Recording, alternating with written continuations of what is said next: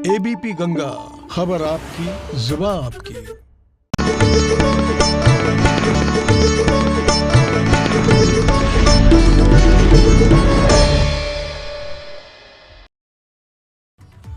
नमस्कार, एबीपी गंगा देख रहे हैं आप। मैं अवधेश। उत्तराखंड प्राइम की शुरुआत करते हैं। सबसे पहले बात करेंगे इस वक्त की बड़ी खबर की।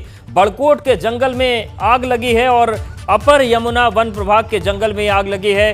खाई रेंज में जंगल जल रहा है। अब तक सैकड़ों हेक्टेयर जंगल खाक हो चुका है। इससे पहले हम और भी कई जिलों की तस्वीरें आपको दिखा चुके हैं। पिथौरागढ़ में भी जंगल जल रहे हैं और अब ये तस्वीर एक और सामने आ गई है जहां पर बड़कोट के जंगल में आग लगी है। अपर यमुना वन प्रभाग के जंगल में आग लगी है और रवाई रेंज में जंगल जल रहा है, लेकिन सैकड़ों हेक्टेयर जंगल खाक हो गया पर अभी तक आग पर काबू नहीं पाया जा सका है।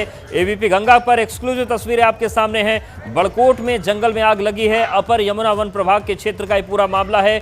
रवाई रेंज है जहां पर आग लगी है और सैकड़ों हेक्टेयर जो वन है वो जलकर राख हो चुका है, लेकिन अभी तक आग पर काबू नहीं पाया जा सका है। ये रात की तस्वीरें और रात को आप स्पष्ट तौर से देख सकते हैं किस तरीके से जंगल में आग लगी है।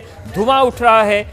ऐसे में जो जंगल का क्षेत्र है उसको भी खतरा है, जो जंगली जीव हैं उनको भी खतरा है, वनस्पतियों को भी खतरा है। लेकिन सवाल यह है कि आखिर इस आग पर काबू कब पाया जाएगा। तो अभी तक फिलहाल कोई काबू नहीं है। अपर यमुना वन प्रभाग के जंगल में आग लगी है। बड़कोट की तस्वीरें दिखा रहे हैं। बड़कोट के रवाई रेंज में जंगल जल रहा है और अब तक सैकड़ों हेक्टेयर जंगल राख हो चुका है जलकर, लेकिन आग पर काबू नहीं पाया जा सका है।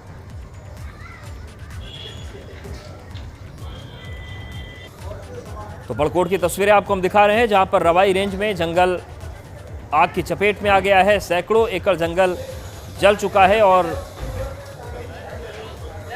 अभी तक जो कोशिशें होनी चाहिए इस आग पर काबू पाने की वो फिलहाल पुख्ता दिख नहीं रही हैं। नितिन चौहान हमारे साथ जुड़ गए हैं। नितिन, जिस तरीके से तस्वीरें दिख रही हैं कि सैकड़ों एकड़ जंगल आग की चपेट में है, बुझाने की कोशिशें चल रही हैं या नहीं चल रही हैं?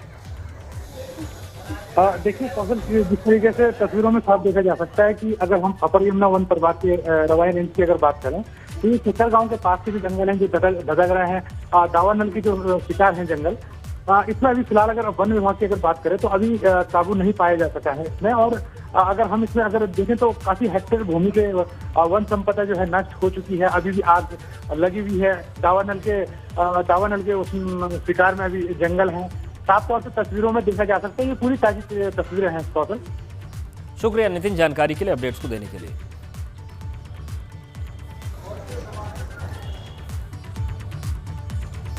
उधर गंगोत्री धाम में बर्फबारी के बाद हर तरफ बर्फ ही बर्फ नजर आ रही है। चारों तरफ सफेद चादर बिछ गई है बर्फ की। आलम यह है कि तापमान माइनस में जाने से नदियां तक जम गई। आप देखिए जो नदी है वो नदी का ऊपरी हिस्सा पूरी तरीके से जम चुका है। नदी के किनारे बर्फ जमी हुई है और इस माहौल में भी कुछ साधु संत वहां पर ऐसे हैं जो तपस्या में लीन हैं। तो दो तस्वीरें हैं। पहली, इतनी सर्दी हो चुकी है कि जो पारा है वो माइनस में है, नदियां तक जम गई हैं, नदी के किनारे जम गए हैं। लेकिन दूसरी तस्वीर भक्ति की है जहां पर कई साधु संत हैं जो इस कड़ाके की सर्दी में, हाड़ कपा देने वाली ठंड में तपस्या में डटे हुए हैं। तो एबीपी गंगा पर एक्सक्लूसिव तस्वीरें आपके सामने हैं। उत्तरकाशी की गंगोत्री धाम में चारों तरफ इस वक्त बर्फ ही बर्फ नजर आ रही है, लेकिन सर्दी किस तरीके से है आप अंदाजा लगा सकते हैं कि जो नदियां बह रही हैं उसके दोनों तरफ अच्छी खासी बर्फ जमी है। बहुत कम पानी बहता हुआ आपको दिखेगा। हर तरफ तापमान माइनस में जाने की वजह से बर्फ ही बर्फ नजर आ रही है। नदी के किनारे बर्फ जम गई है और इस माहौल में भी हालांकि कुछ साधु संत ऐसे हैं जिनकी तपस्या लगातार चल रही है। हम गंगोत्री धाम चौथी बार आए हैं, पर इस सीज़न में कभी नहीं आए। इस सीज़न में आना चाहिए दिसंबर में, क्योंकि यहाँ पे कोई नहीं है और बर्फ़ ही बर्फ़ है और गंगा जी ही गंगा जी है। तो बहुत सुंदर है। कुछ तो पुण्य किया होगा, यहाँ बहुत ग्रेस। और इस वक्त की बड़ी सियासी खबर उत्तराखंड से आ रही है। नेता प्रतिपक्ष इंदिरा हृदयेश ने बड़ा बयान दिया है। कांग्रेस के संपर्क में कई बागी नेता हैं, ये इंदिरा हृदयेश ने कहा।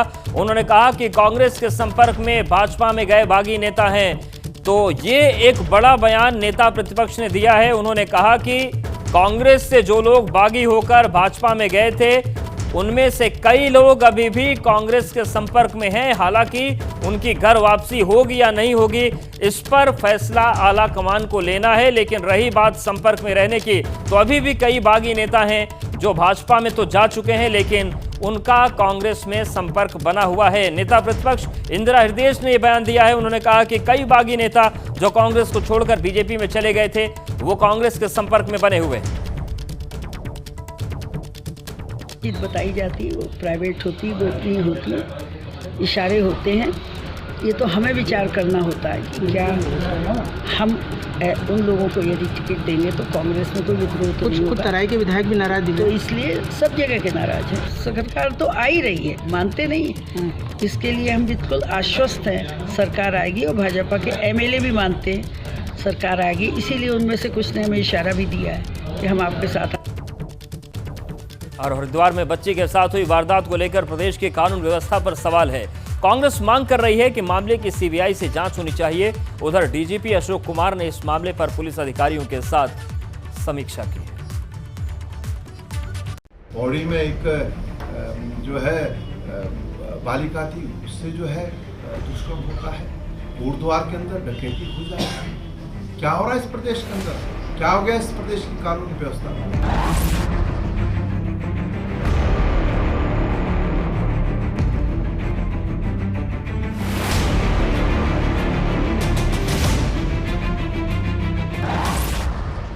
मैं ये कहना चाहता हूँ कि ये जो पूरा प्रकरण है, सबसे पहली बात कि जब केस जो है, जिस दिन की घटना हुई 3 बजे से लड़की मिसिंग है और वो उसी शाम को जो है केस वर्कआउट हो गया।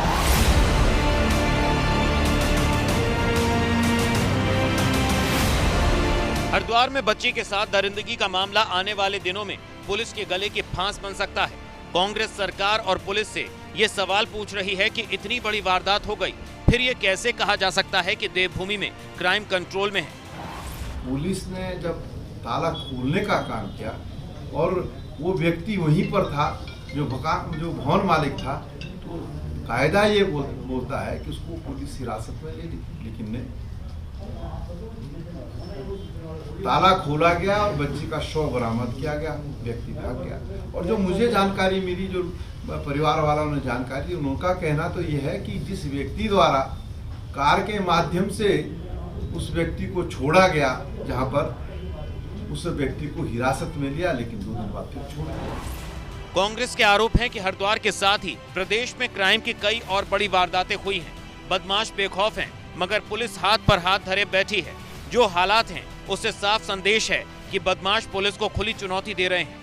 हरिद्वार के अंदर जो उत्तराखंड राज्य का प्रवेश द्वार है, जहां कुंभ होने जा रहा है, वहां पर अगर इस तरीके की घटनाएं घटित होंगी तो देश और दुनिया में क्या संदेश जाएगा? कहते ना, दिए तले अंधेरा, यही हालत हरिद्वार के अंदर हो रही है। उधर डीजीपी अशोक कुमार ने हरिद्वार में बच्ची के साथ हुई दरिंदगी को लेकर समीक्षा बैठक की। डीजीपी का कहना है कि इस मामले में पुलिस पूरी गंभीरता के साथ काम कर रही है।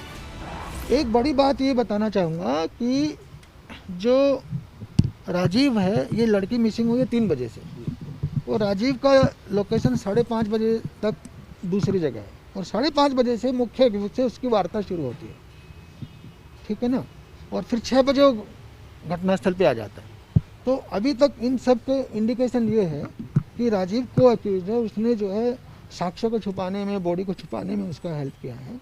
बाकी तो पूरी विवेचना हमारी चल रही है। धर्म नगरी में बच्ची के साथ दरिंदगी का मामला इतना गर्मा गया है कि अब हर दिन कोई ना कोई नेता पीड़ित परिवार से मिलने पहुंच रहा है। शुक्रवार को रमेश पोखरियाल निशंक पीड़ित परिवार से मिलने पहुंचे। दोषी जो भी होगा, एक को तो अरेस्ट करके भेजा गया है। पुलिस पूरी तरीके से इस केस को छानबीन कर रही है। दोषी को किसी कीमत पर छोड़ा नहीं जाएगा।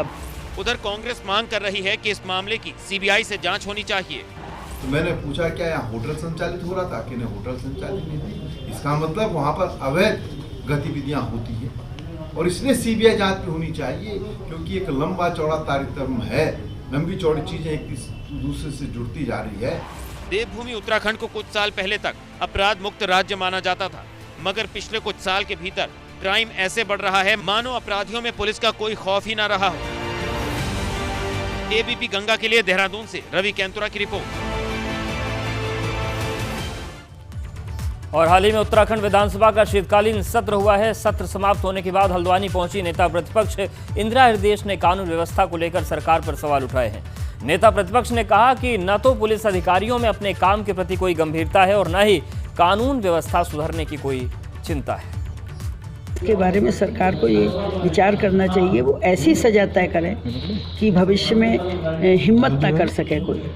फांसी लटका देने से तो उनकी छुट्टी हो जाएगी, तो ऐसी सजा तय करें। और पूरा देश हिल जाता है और पूरा उत्तराखंड हिल गया। हरिद्वार में कल धरना भी दिया हमारे विधायकों ने और अध्यक्ष ने। उधर नेता प्रतिपक्ष ने सरकार पर हमला बोला। नेता प्रतिपक्ष ने कहा कि खुद भाजपा के विधायक ही नाराज हैं, ऐसे में अंदाजा लगाया जा सकता है कि प्रदेश में कैसे हालात हैं। और सदन में जब बीजेपी के विधायक भ्रष्टाचार पर सवाल उठाए, अभी सड़क बनने पर खुलेआम सवाल उठा रहे हैं, उठाए तो ये चिंता की बात।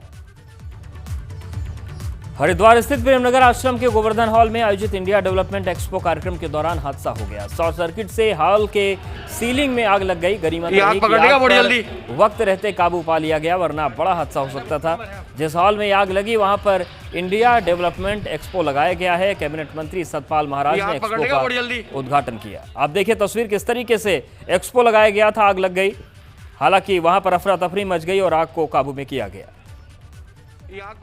निश्चित रूप में अलर्ट होना चाहिए, हमको हर किसी भी आपदा के लिए तैयार रहना चाहिए। तो मैं समझता हूँ अच्छा कोऑर्डिनेशन रहा और उनको हमने निश्चित रूप में सम्मानित भी। तो शॉर्ट सर्किट था, वो शॉर्ट सर्किट को उन्होंने उसको बुझाया है और इसमें और भी जान माल की रक्षा हुई है, तो ये निश्चित रूप में बहुत ही प्रशंसनीय है। रुड़की में शुगर मिल में गन्ना तोलने को लेकर किसानों के दो गुटों में कहासुनी हो गई। इस दौरान किसानों के गुट ने फायरिंग कर दी। मौके पर पहुंची पुलिस ने फायरिंग करने वाले शख्स को हिरासत में लिया है।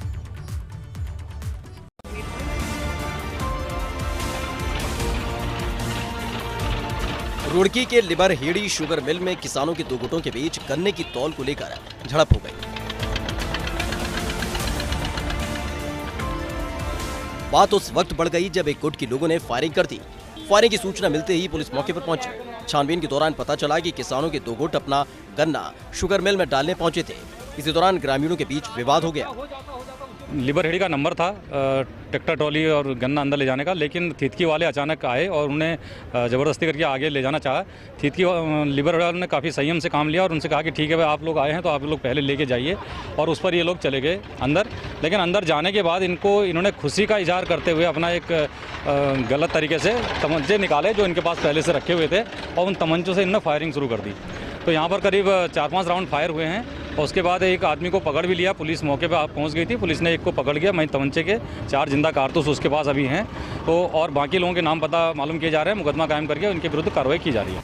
दरअसल पुलिस और प्रशासन को विवाद की पहले से आशंका थी, इसलिए उन्होंने इन दोनों गाँव के किसानों को अलग अलग वक्त पर गन्ना शुगर मिल में पहुँचने का समय दिया था। जो थीतकी वाले गांव के किसान थे, उनकी शिफ्टिंग का टाइम बिल्कुल इन जो लिबर्टी वाला गांव से बिल्कुल अलग कर दिया गया है, तो लगता नहीं है इसमें कोई ऐसी इस टाइप की संभावना पैदा हो सकती है।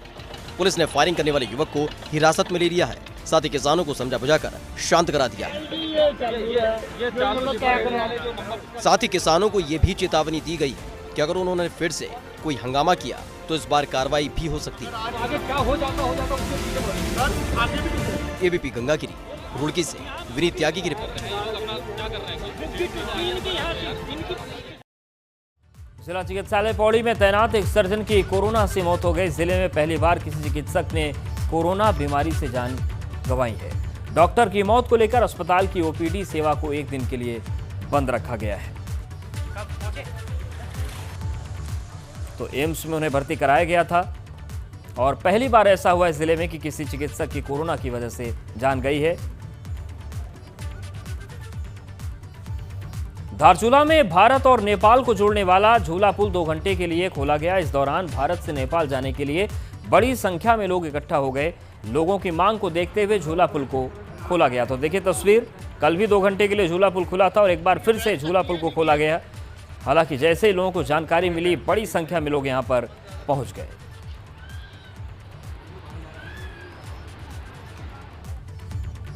और यहां पर वक्त एक छोटे से ब्रेक का है, फौरन हाजिर होंगे।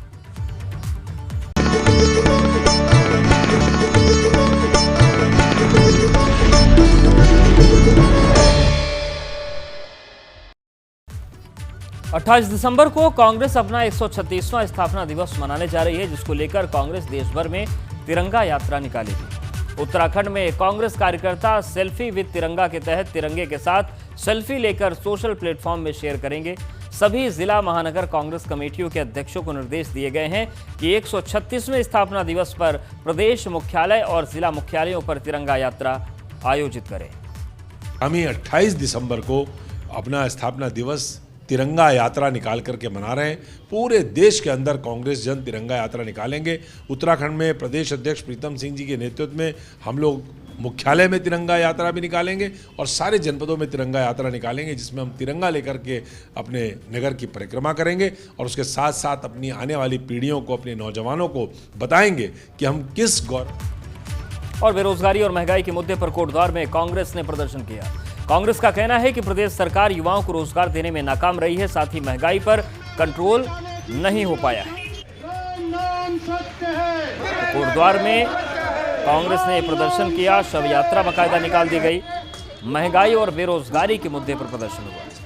हम बार बार आपसे आग्रह करते हैं कि आप इन जन समस्याओं के समाधान के लिए काम करिए।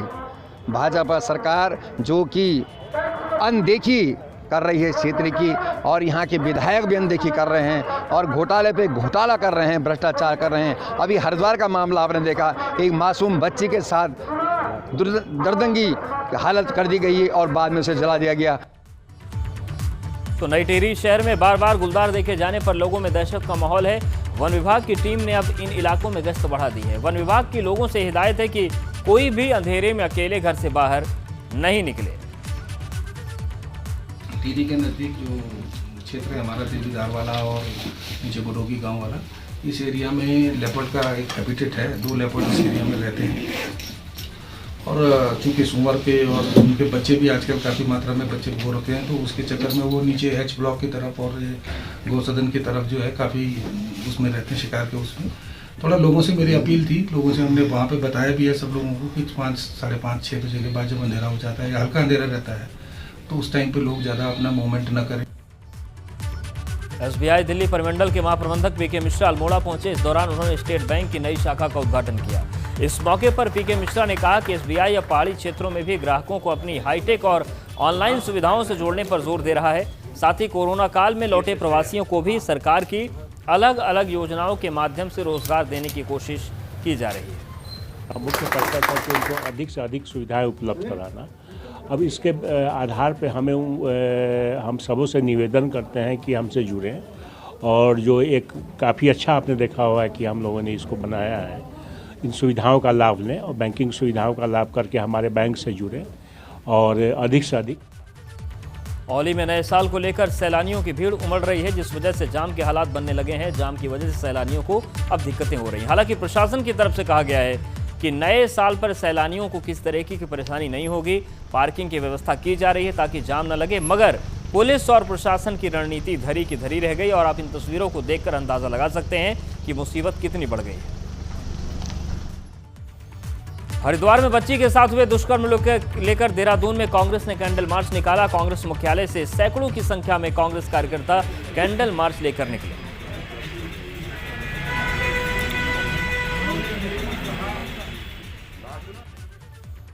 और साइकिल से भारत के आखिरी गांव माणा से कन्याकुमारी तक का सफर पूरा करने वाले बामड़ी गांव के सोमेश पवार का अपने गांव पांडुकेश्वर पहुंचने पर लोगों ने स्वागत किया। लोगों ने उनका फूल माला पहनाकर स्वागत किया। सोमेश ने अकेले माणा से कन्याकुमारी तक 4000 किलोमीटर का सफर तय किया।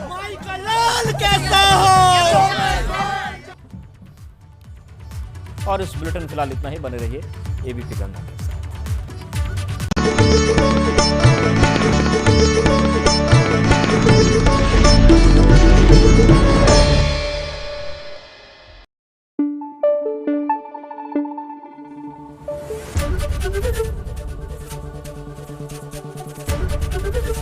एबीपी गंगा, खबर आपकी, जुबान आपकी।